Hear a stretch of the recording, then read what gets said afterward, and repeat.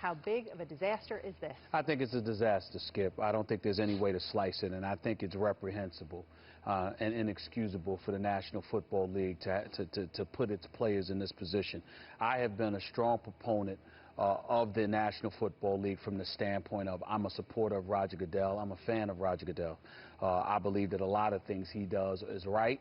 I definitely don't like how I see the players act towards him at times. There's no doubt about that. But at the same time, I think that when you place such a premium on the value of the game, when you're supposed to be protecting the shield, as we so eloquently stated on many occasions, when you look at the fact that you've just finished negotiating a multi-billion-dollar deal, this is a $9.3 billion annual industry projected to go anywhere from 16 to 18 billion annually within the next decade. But somehow, some way, you're going to have the best football players in the world on the field of play representing your multi-billion-dollar product, but you're going to get shabby all of a sudden when it comes to basically scabs being the referees. I don't mean to be strong term. Well, but they are. I mean, I'm just talking factual here. I'm not trying to denigrate them in any way, but they are scabs. These guys, these are people, I mean, we're not joking here. This is not an exaggeration. Some of these officials were from the Lingerie League. The Lingerie League. I think one was. I mean, it's just embarrassing and disgraceful. And all I have to say about it is this. You're an NFL player. The game, obviously, not that the games will count, more speed, more athleticism, even more difficult to call. I watched these officials during the preseason. It was embarrassing, some of the mistakes that were being made. I'm just very, very alarmed, and I'm incredibly disappointed in the NFL that they did not prioritize this to the degree that they should have to make sure that this got resolved before the opening of the 2012 regular season. To me, it's inexcusable. I'm sorry, I can't get worked up about all this. I don't think it will be reprehensible, to use your word. I don't think the sky is about to fall on the NFL just because there are replacement refs out there. I'm going to tell you why. I have now been doing this show for going on 8 years.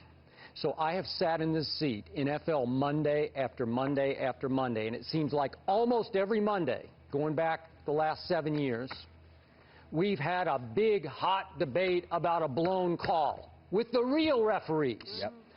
And I just fear that you're over, everybody's over it. I'm against the grain on this one. Okay. But I feel like there's knee-jerk overreaction because we're all looking for the blown call, for the blunder, for the mishandled situation, and then we put it on SportsCenter and we run a whole riff of them, and all of a sudden you're saying, oh my God, the sky is going to fall in the NFL. We need to close it down with the replacement refs because it won't work.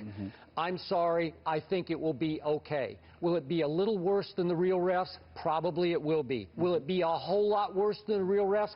I don't know how it can be because they're always pretty bad.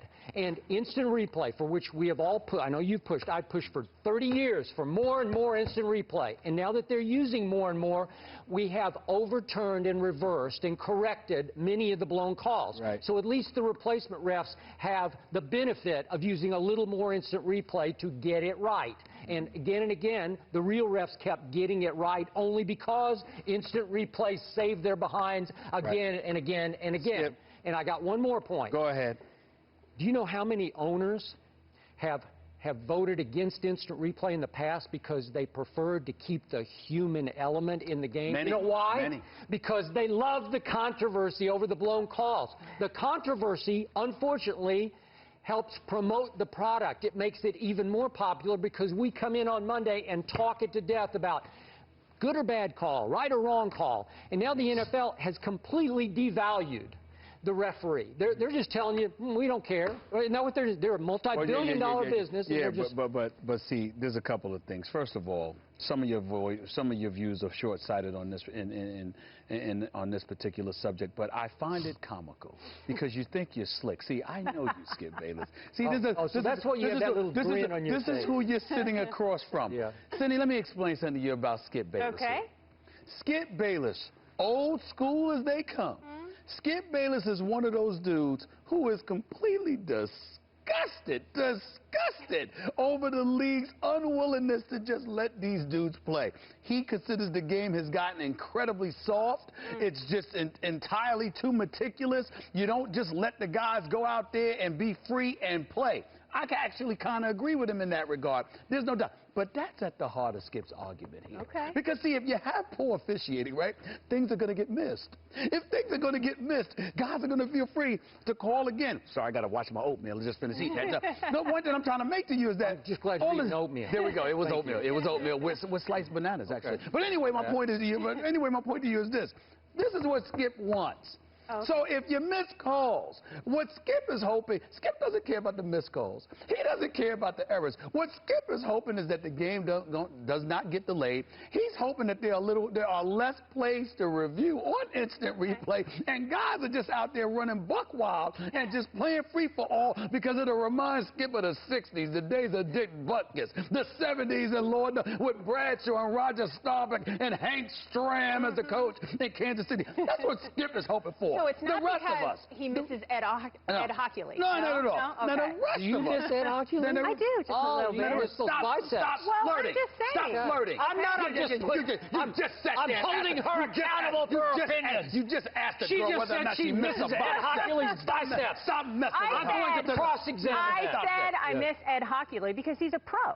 Gotcha. He seems passionate about what he's doing. I've seen Mr. Hockley blow calls Listen. once in a Denver game at Denver Let's end it featuring here. Jay Cutler, and I said, what is wrong? What's wrong with you? Look at you and Cutler. Here's the deal. right. At the end of the day, what it comes down to is this. The best players in the world deserve the best officials. If you care so much about the game, then you need to treat the entire game with the level of urgency that it deserves. There is no way that elite players that you've just finished negotiating a 10-year, practically almost $200 billion deal with should be subjected to mediocrity in the realm of officiating.